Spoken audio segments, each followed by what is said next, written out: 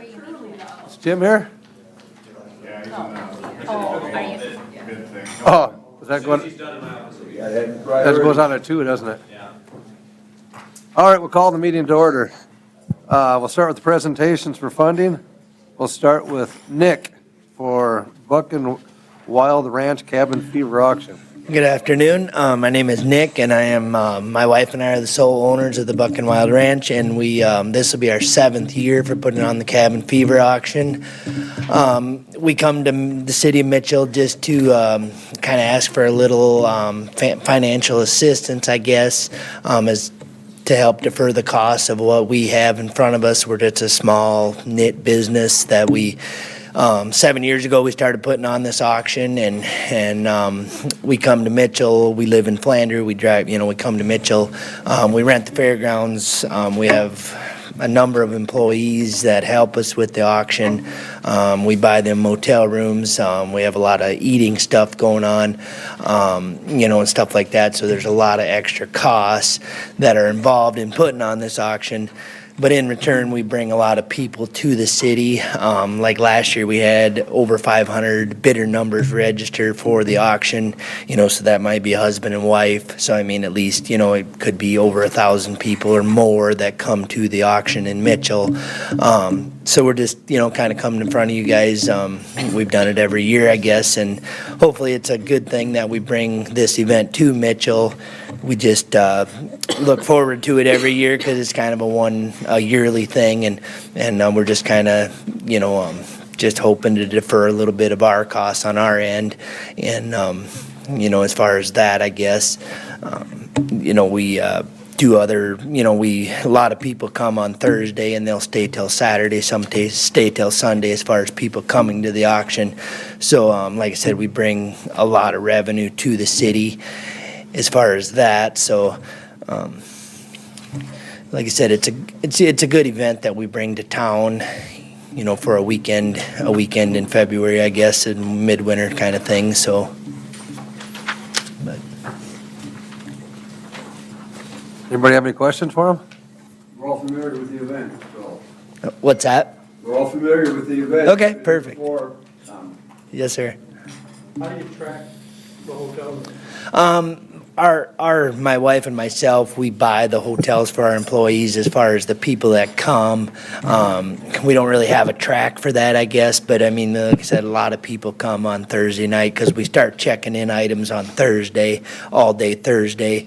And then, some people might come Wednesday also, but a lot of them will stay, come Thursday morning and then stay till at least Saturday, most of them, because it's a 2-day event, so a lot of people stay for the whole event. And like I said, a lot of people come from, Montana, Wyoming, Minnesota, South Dakota, Iowa. We get a lot of people to come to the city for the auction. Anything else? Thank you. All right, Thank thank you. We'll skip over B and go to C. We'll go to the 4th Annual Combat Veterans Motorcycle Comedy Night with Justin.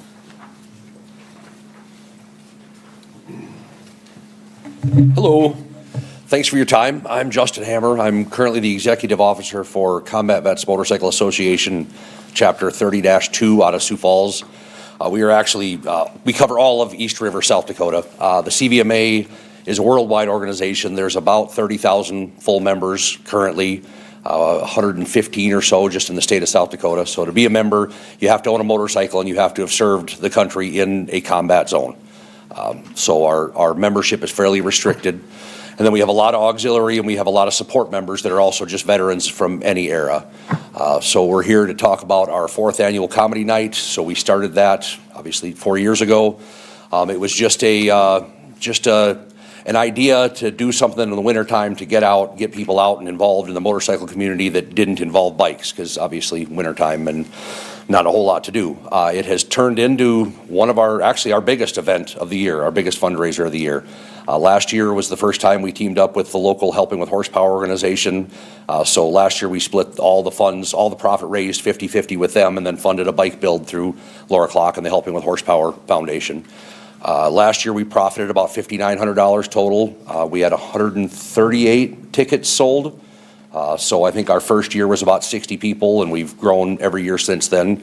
We're trying to do something a little different this year. We're doing a dueling piano thing, and then I'm going to MC, and we'll still have the live auction show also. So we're hoping that just kind of spices it up a little bit. Let's see, I know last year we had 12 rooms that we know for sure that were sold through the CVMA.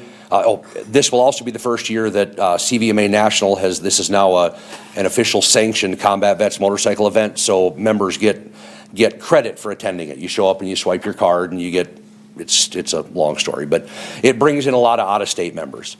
Last year, about 50% of the people that attended were from outside of the city of Mitchell. We track that we do little review cards at every table. I don't know if any of you guys have ever been there or not, but we do we ask people, did they stay in a motel room? Where are you from? That kind of stuff. Especially, most importantly, what advertisement brought you here and how you heard about it. Because we're always searching for new ways to get the word out about it. I think that's about all I can tell you about it. It's been a great event. The city of Mitchell has been awesome.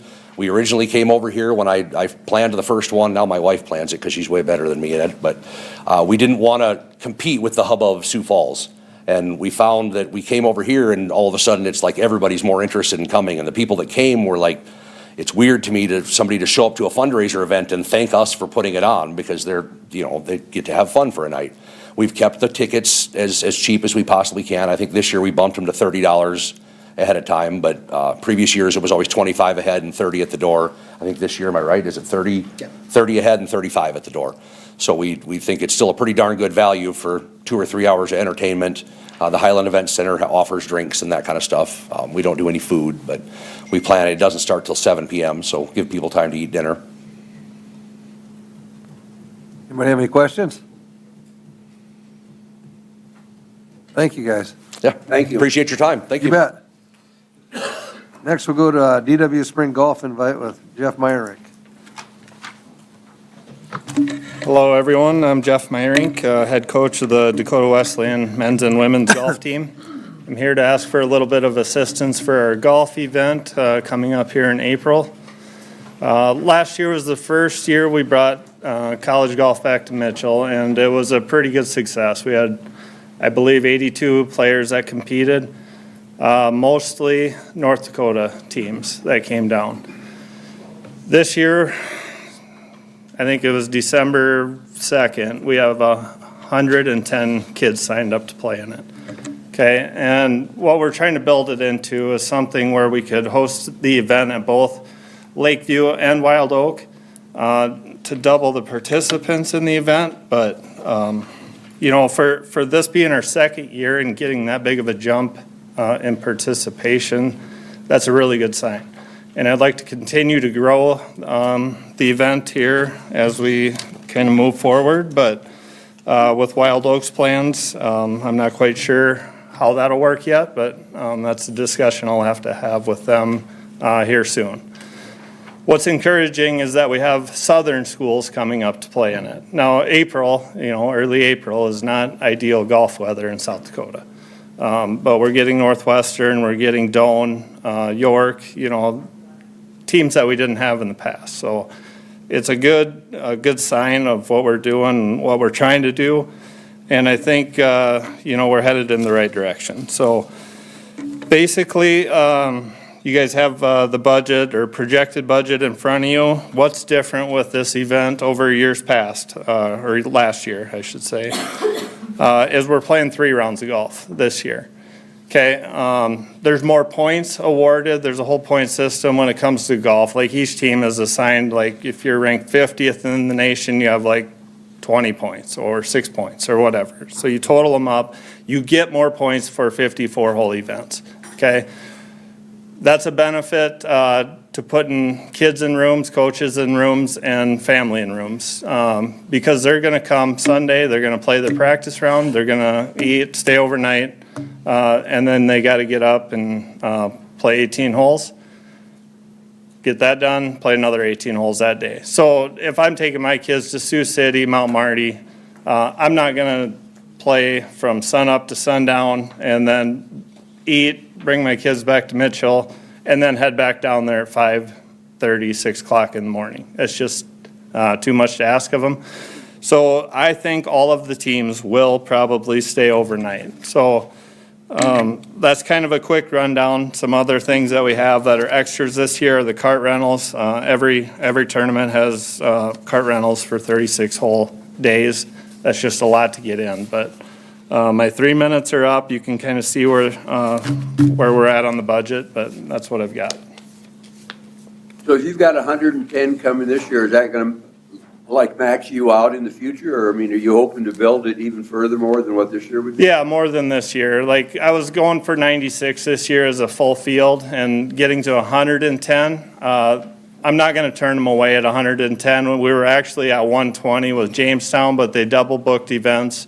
They said they're out this year, but they'll be back next So year. you're hoping for more in the future, even more? Yeah, than so 110? like if I can coordinate it where we're hosting, a women's event at one course and a men's event at one course, and then they could flip-flop days, then you're doubling the people that are coming to Mitchell. But motel room-wise and, spending money at the restaurants in Mitchell, it's pretty much guaranteed in golf because they're here for those couple days. Okay.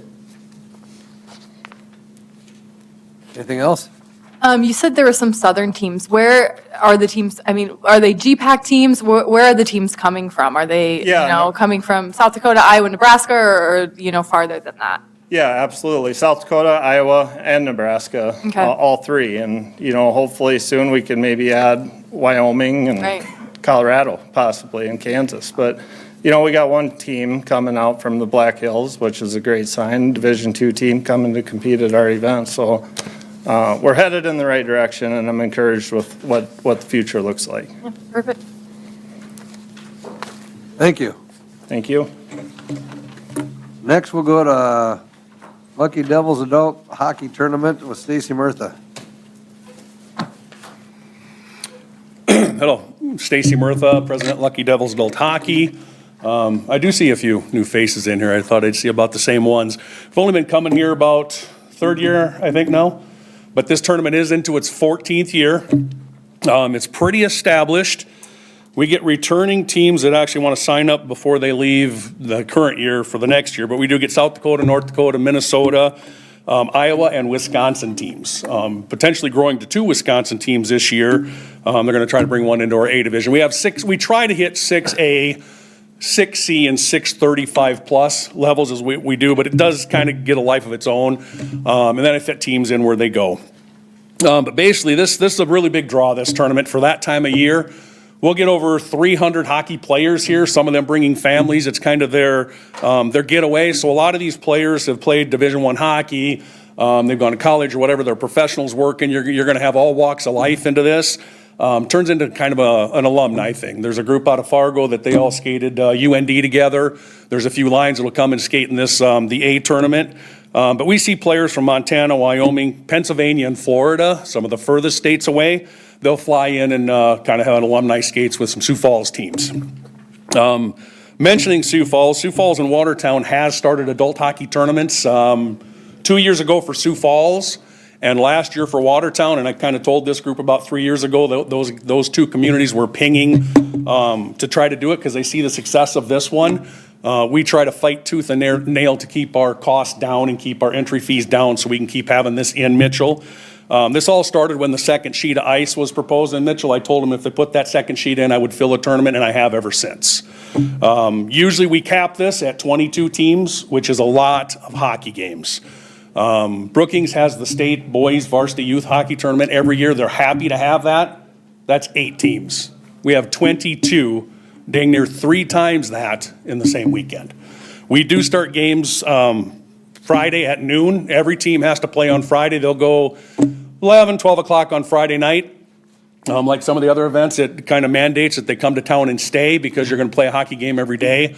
We do have a social at Thirsties where we kind of overrun Thirsties on Saturday night. We give them complimentary chicken wings, pizza, keg of beer.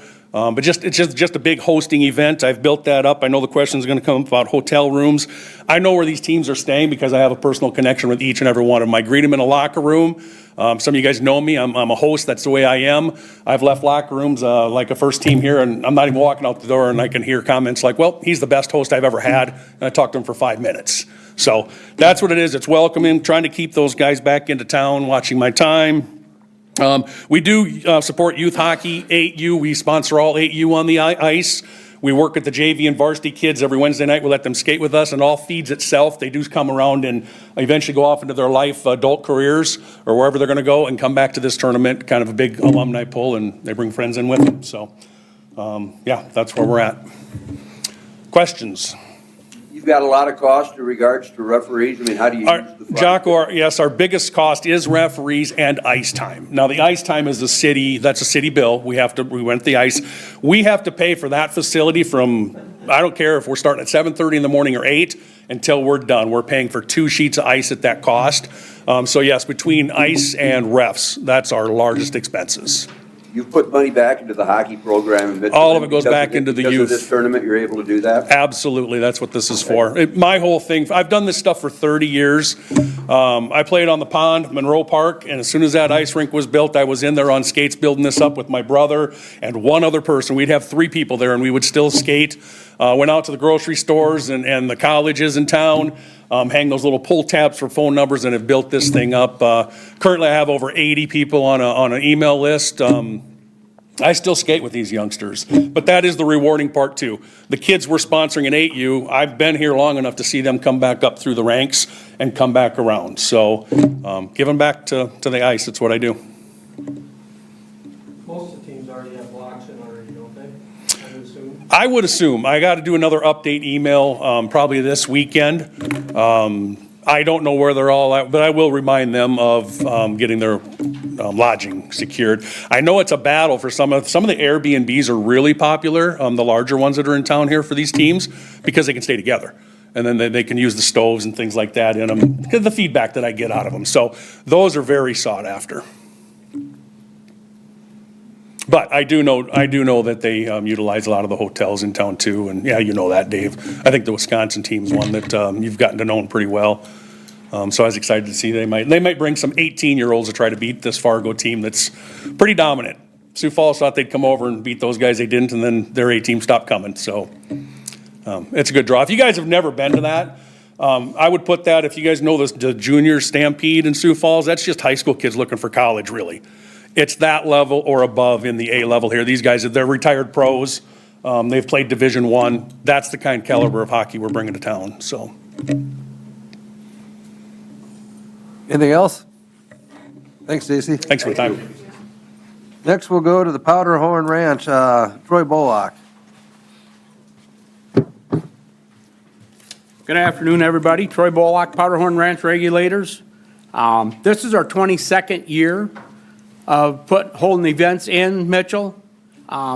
It's our largest event. We do 2 other events, one right around Thanksgiving and one coming up here in March that we hold here that also brings anywhere from 35 to 50 members in for 3 to 4 days for a shoot at our house, which they all stay in rooms and support the community. One thing new this year is we have switched our dates, kind of switched up. As you see the title, it's Powderhorn Ranch Regulators Outlaw Gauntlet. We used to be the South Dakota State and Territorial. Last year with some of the changes in the association, our shoot for 24, actually, the points for that count for 25. So it'll start to change around now with everything. We just decided to try something a little different. Last year being our event in September cost us about 15 to 20 youth shooters that we normally have due to school, sports, our kids that we do have a scholarship program through Cowboy Fast Draw. Those kids that are recipients of it we like to have here, but due to other commitments they weren't able to be here. The other thing, we're going in June this year, June 12th through the 15th. People will be coming in on the 10th, 11th. I've had probably 12 to 15 calls out of California alone already looking forward to coming back for this. I've got new people in Florida just got off the phone with them this weekend. There's about a half a dozen of them talking. So, I mean, I'm looking at probably this year, just with the change of the date, is probably going to gain us 30 to 40 participants, which also equals a lot of hotel rooms, a lot of nights. Everything, you know, what we're asking for is $4,500. We don't keep a penny of that. That all goes back into the shooters.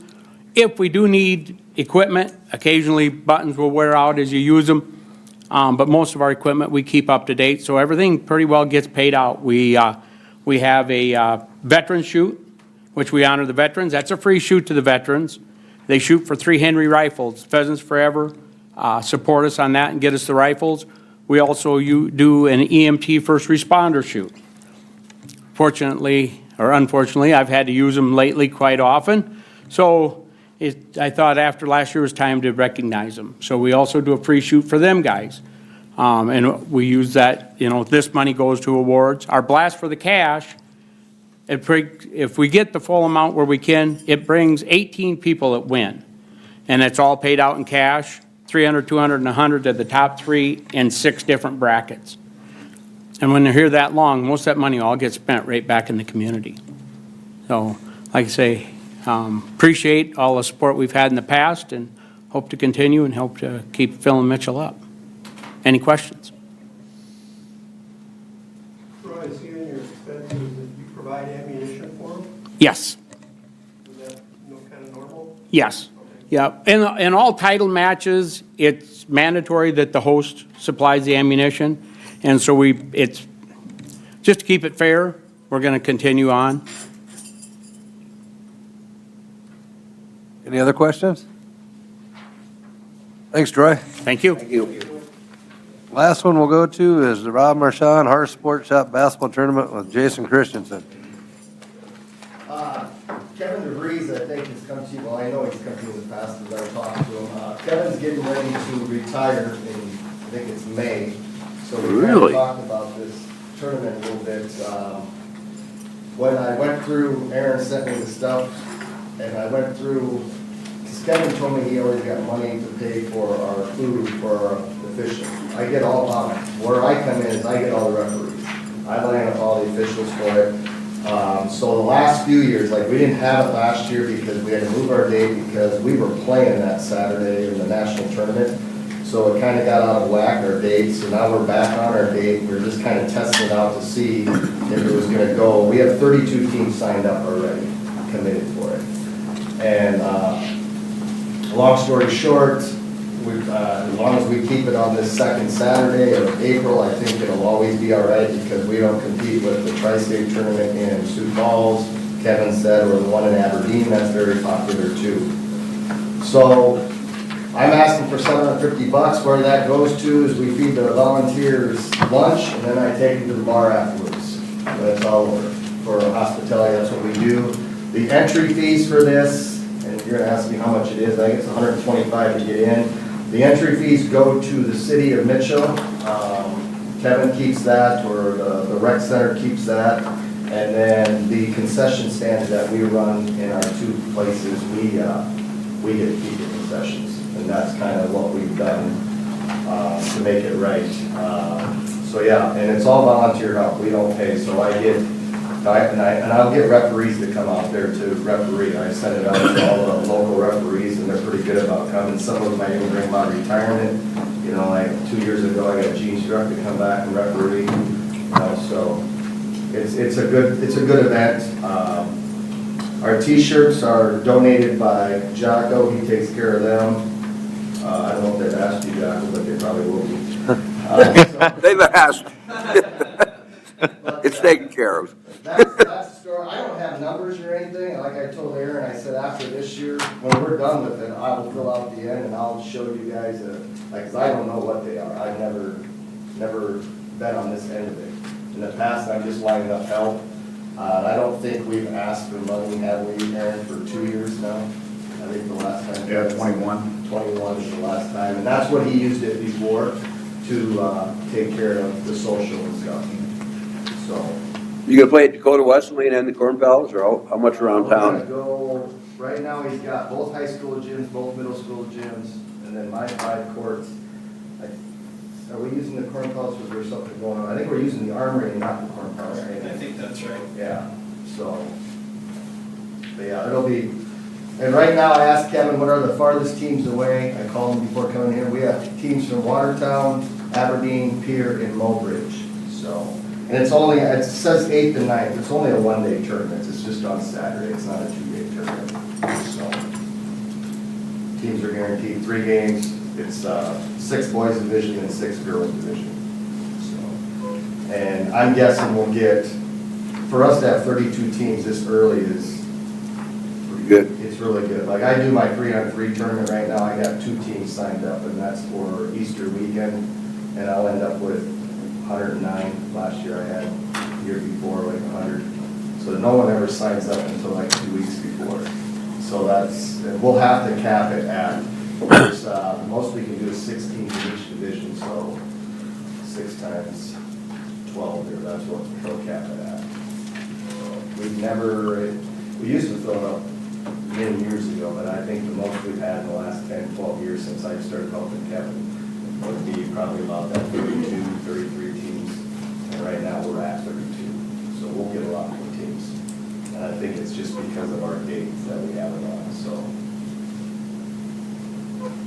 That's it. Any questions? Is that the same weekend as the basketball, state basketball tournament? No. The girls are later than that? Girls are the next weekend, but it is. So everything's later this year with the Activity Association. Yeah, so that's why I think we're getting a lot of teams.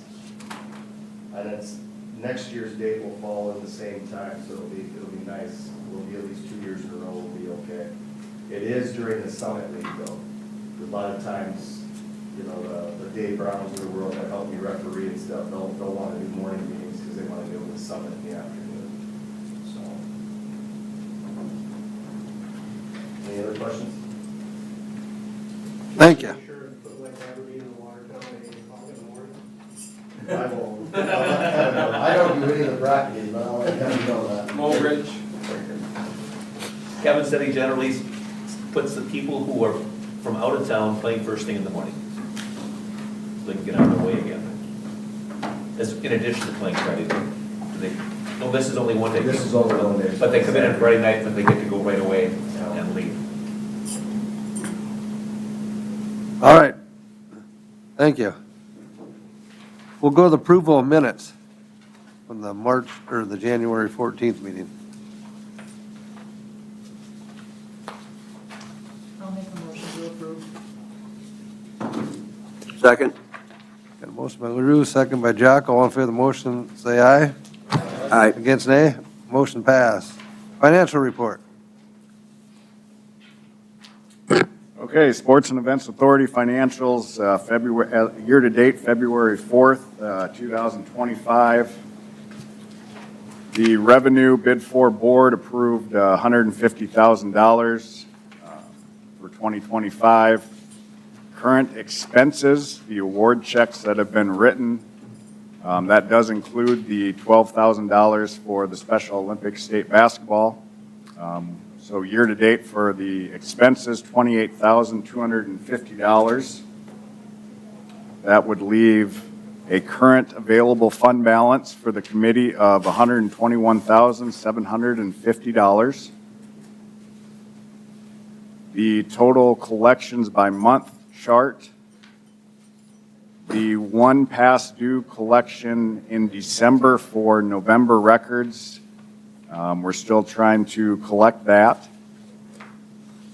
The collections that were submitted in January for December records was $14,704 with one establishment past due. So the year-to-date collections through January was $14,704. Room nights sold year-to-date would be 7,352. Year-to-date room nights sold comparisons. 2024 down 31.4%, which is 2,307 rooms. 2023 down 11.1%, which is 817 room nights sold. 2022 is down 22.9%, which is 1,687 room nights. 2021 up 7.2%. 2020 down 46.3%, and 2019 down 11.1%. I did just want to note that one past due for this month's collections, if you take an average of the last 3 years, they accounted for 1,918 room nights. So if you add that onto the 7,352, that would bring us to about 92, a little over 9,200 rooms, which would make it a little more of a respectable number.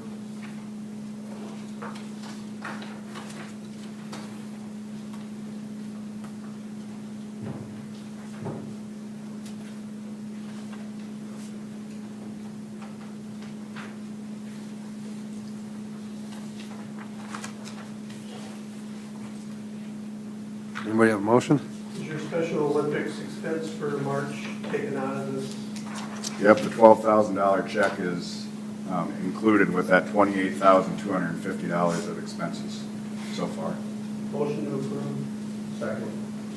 Motion by Dave, second by Jason. All in favor of the motion, say aye. Aye. Against, nay. Motion passed. Evaluation forms. Okay, so we had 3 past event evaluation forms submitted here. First one was the Palace City Kiwanis, the half marathon, 10K and 5K. That was October 6th of 2024. Event met expectations. They did comment they were a little disappointed in this year's turnout as far as runner participants. The steps they took, they hired a media professional for this coming year's event. They also were happy and supportive of the sponsorship as well as the city adjusting the route due to the construction that was being done on Highway 37. Spectator attendance of 200, 166 participants. 2023 they had 225, and then 2022 they had 180. Room nights sold. Initially, they had not available. Some feedback further down the evaluation forms, it looks like right around 33-ish room nights for the event. SEA awarded 1,000 or 1,500. 1,000 of that was the donation, and then 500 of that was for the sponsorship. I believe they called it the bag sponsorship. Those awarded funds offset costs of the runs, medals, t-shirts, swag bags, porta potties, timing company, and registration company. A profit of $13,803.87.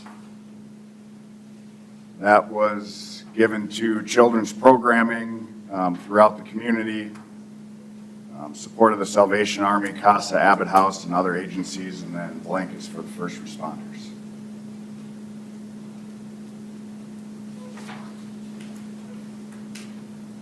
The next evaluation form was the Curse Chains Challenge Disc Golf Tournament. That was October 22nd, 2024. The event met expectations. They had 63 participants. No room nights for the event. SEA awarded $500 to pay for the special event permit and porta potties. There was no profit gained that Dan shared. He just included what the expenses and then what he received from SEA.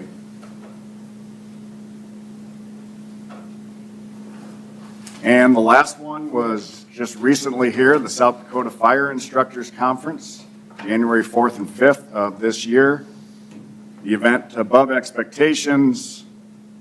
The grant, with the help and support of the SEA, they were able to spend more money than normal on an instructor and provide better educational learning for the group. 78 attendees, 80 room nights for the conference.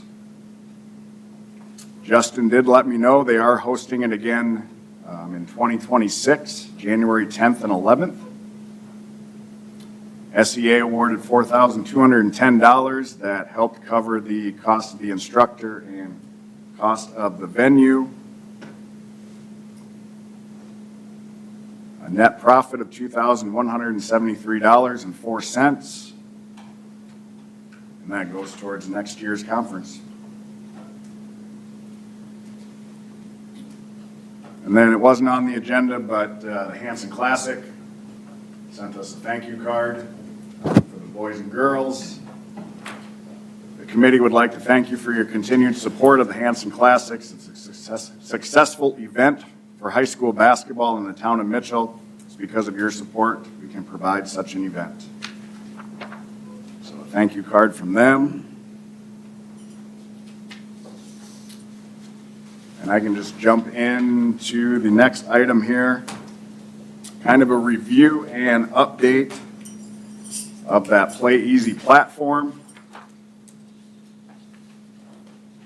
So there's nothing really in your packet for this. Everything will be on the projectors and screens here. So this would be the platform's homepage per se. Again, some of this is just review, kind of an update. So organizations, event organizers within the platform, there's 707 of them that are able to submit bids for events. There are 319 destinations throughout the country, us being one of them, that we're able to market ourselves as well as bid on potential RFPs. Within this platform, there's 279 total RFPs. Not all of them relate to Mitchell, South Dakota. One neat feature, each day there's an activity leaderboard. It summarizes and gives the top 10 events that have been viewed for the day, organizations, destinations, which Mitchell Sports and Events Authority has actually made number 10 in visitors and views, I believe 3 or 4 times throughout our subscription so far. Again, that's just page views and then the unique users, so the number of visitors that visit the public page for the Mitchell Sports and Events Authority. And then the top 10 facilities out of those 319 destinations as well. One feature here, you're able to create a post. So I think I've referenced it before as kind of an event Facebook per se. So what we created yesterday with the DW Culver's Girls and Boys High School Basketball Classic coming up, we were able to just create a post. We submit it. They do a little of their marketing on their end, put the links to the event microsite, the facility it's being hosted at, a picture I had on file that I thought made sense, and then we're able to edit it. So once the schedule came out, we added the lineup for that. And kind of going forward here, the week prior to our SEA events, there'll be a post created that the organizations and destinations are able to view as well for our awarded SEA events. The Mitchell Sports and Events Authority, so this is the destination page. You're able to share the destination. It was included on top of your packet, but each microsite includes a QR code card. If you scan the QR code, it takes you specifically to the public microsite. Visit the website, social media. Each event microsite has this map on it where users are able to focus in on food and drink, entertainment, shopping locations, transport, and services throughout Mitchell, South Dakota. They're also able to view our 26 marketed facilities to host events. We have the 12 hotel partners, which are those that are included in the bid for district. We are up to, I think last time I shared, we were at 169. Now we have entered 225 I guess, places to eat. So that would be your shopping, services, food and drink, entertainment, and transport throughout Mitchell, South Dakota. They're able to view the upcoming SEA events, photos for marketing, posts, and then event history as well. So some of these features I was able to learn about last week. Was the second onboarding call that I had with the account representative. So from the backside, the admin side of the Sports and Events Authority microsite, you have your followers. This is where you're able to edit, create and edit facilities, create and edit your events. Again, I'll pull up DW Culver's Girls and Boys Basketball Classic. This is the event microsite, the public event microsite. So, let's see here, let me do it this way. People search it.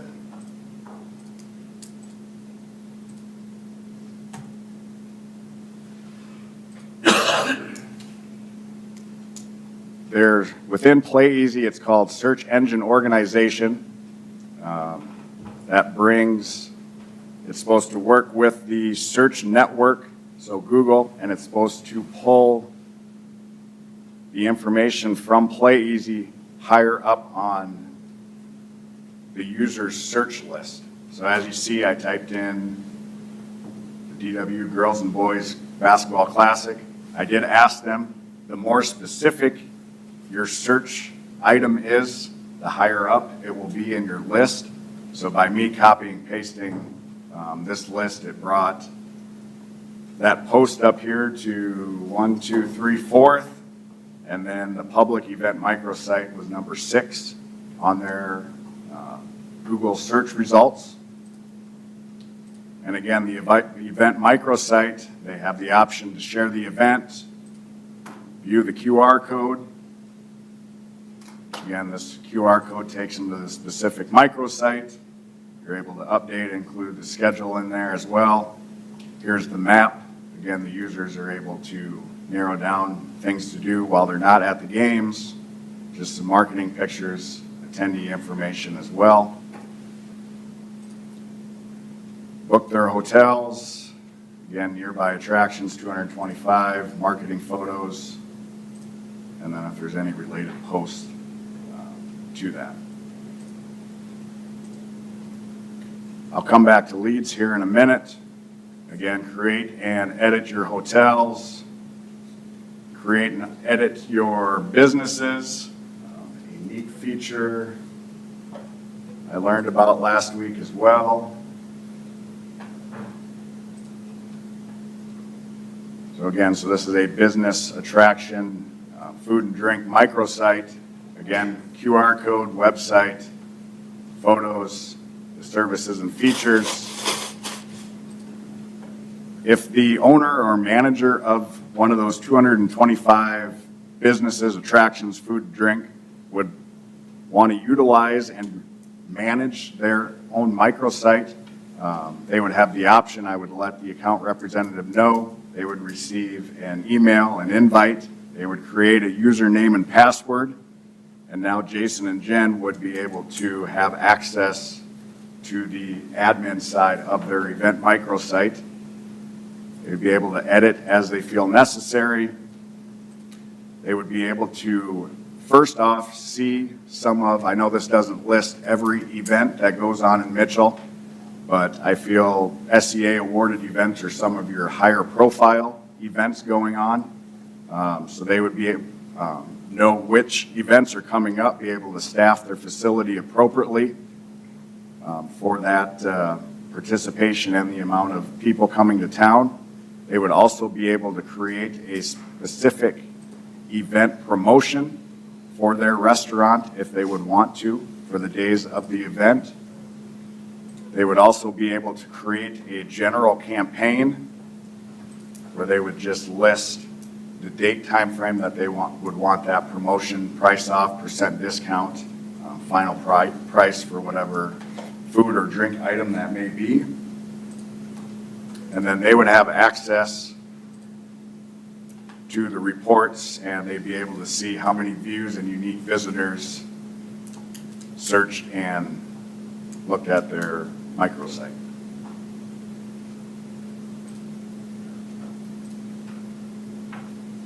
And then Report Center, so these are all the reports that the admin side of our destination page has. I'm not going to go through all of them. One of them that, again, still, hopefully eventually at some point, we'll get somebody to make a reservation through the Play Easy event microsite, and we'll be able to see a little bit of what that looks like. But for right now, there have been no hotel bookings through the Play Easy platform. And I will jump back to leads. Okay, so 297 was the number within this platform itself. 156 of those flagged or at some point matched some criteria within Mitchell, South Dakota. 146 of those, after filtering through them, majority of them were asking for more hotel rooms than we were able to provide and accommodate the event. Majority of them were asking for 1,000 or more room nights. The 4 open ones, there's been no reach out to them at this point. The interested ones, so last Thursday, Scott Mullenmeister and I had a Zoom meeting with Andrew Vorse. He's the president of 5v5 Soccer, and just had a good informational criteria meeting to learn about their 5v5 tour, per se. They hosted 103 tournaments throughout North America in 2024. They most recently hosted one, I guess, in the upper Midwest. Majority of these are taking place in your southern states, but he's based out of Kansas City.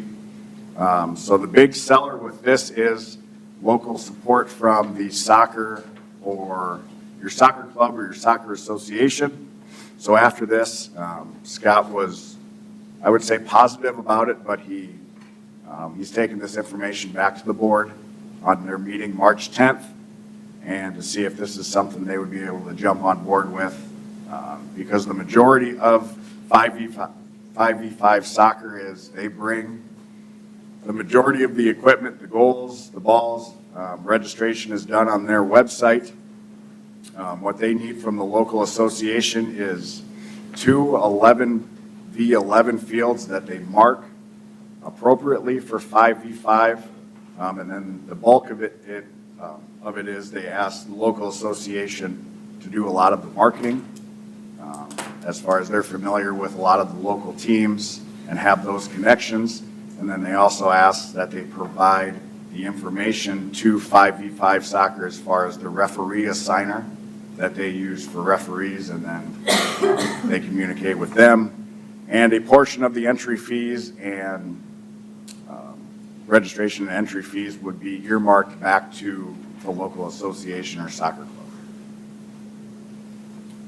We did submit a bid for the 2026 and 2027 Move United Education Conference. That was submitted January 29th. That is an adaptive sports education conference. And we received, I guess, confirmation that they received the application, and a representative will be in touch with myself at some point in February to ask questions and review the application.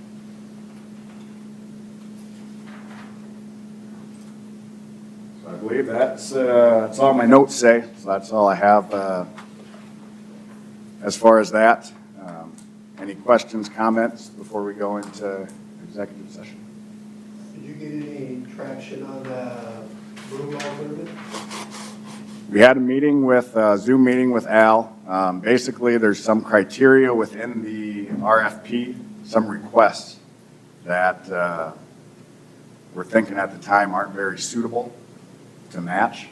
A big, I don't know, I wouldn't say a kicker, but a big thing, there's no local broom ball association even within South Dakota.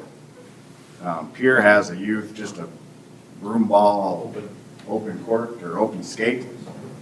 So majority of your teams for that broom ball would be coming, 5, 6 hours away.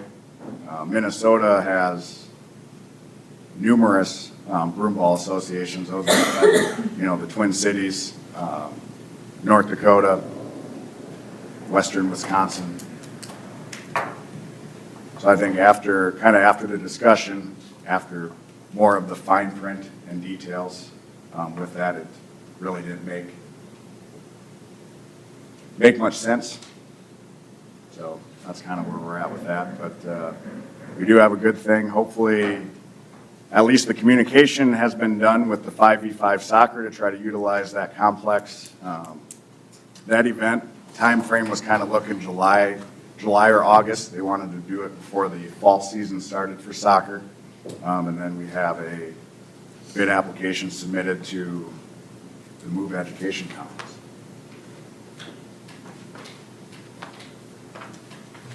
All right, should we move into executive session? Let me just, sorry, Kevin. All right. Upcoming events. So I apologize, I did not highlight on the agenda those events that were awarded SEA funding within this list, but I did just want to highlight them. So obviously this weekend, DW Culver's Girls and Boys High School Basketball Classic. Girls on Friday the 14th, boys on Saturday the 15th here at the Corn Palace. Next weekend, busy weekend for Mitchell, February 21st through the 23rd. South Dakota 12U State A Swim Championships, also the 15th Annual Indoor Futsal Winter Classic. And then March 7th and 8th, the South Dakota Middle School All-State Band at the Performing Arts. And as always, good direction to go for if you're looking for events going on in Mitchell, the Mitchell Chamber events calendar for those.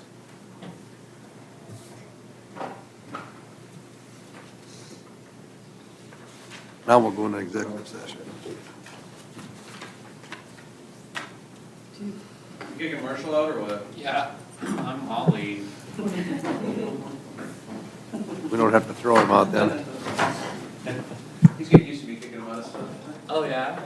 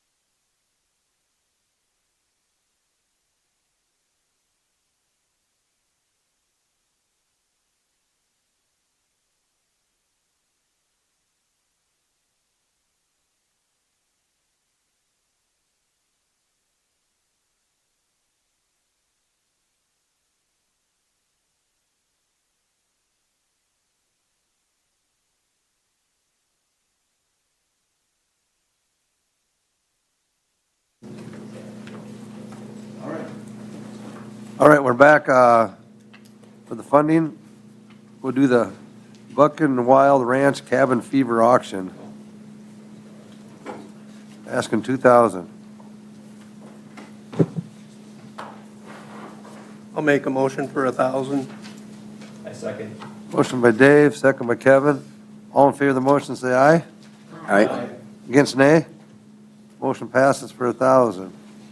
Next is the Rob Marchand Harv Johnson Basketball Tournament, asking $750. I'll make a motion for 750. Second. Motion by Tim, second by Dave. All in favor of the motion, say aye. Aye. Against, nay. Motion passes for $750. Jason and Jocko did abstain from that. You guys up to date? Right. Okay. We still have enough people. Okay. Fourth Annual Combat Veterans Motorcycle Association Comedy Night for $1,500. They're asking. I'll make a motion for 1,500. Second.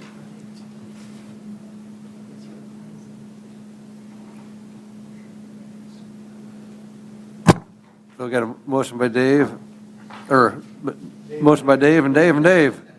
Second by Dave for 1,500. All in favor of the motion, say aye. Aye. Against, nay. Motion passes for 1,500. EW Spring Golf Invite. Request 5,000. I'll make a motion for 4,000. I will second the motion. Motion by Kevin, second by Tim. All in favor of the motion, say aye. Aye. I'll abstain from that one, too. Jason's abstaining. Motion passes. Lucky Devils Adult Hockey Tournament. Request for 4,000. Make a motion for 4,000. Second. Motion by Dave, second by Jim Johnston for 4,000. All in favor of the motion, say aye. Aye. Against, nay. Motion passes. Powderhorn Ranch Shoot for asking 4,500. I'll make a motion for 3,000. I'll second that. Motion by Tim, second by Lou for 3,000. All in favor of the motion, say aye. Aye. Against, nay. Motion passes for 3. Next meeting will be March 11th. We're adjourned.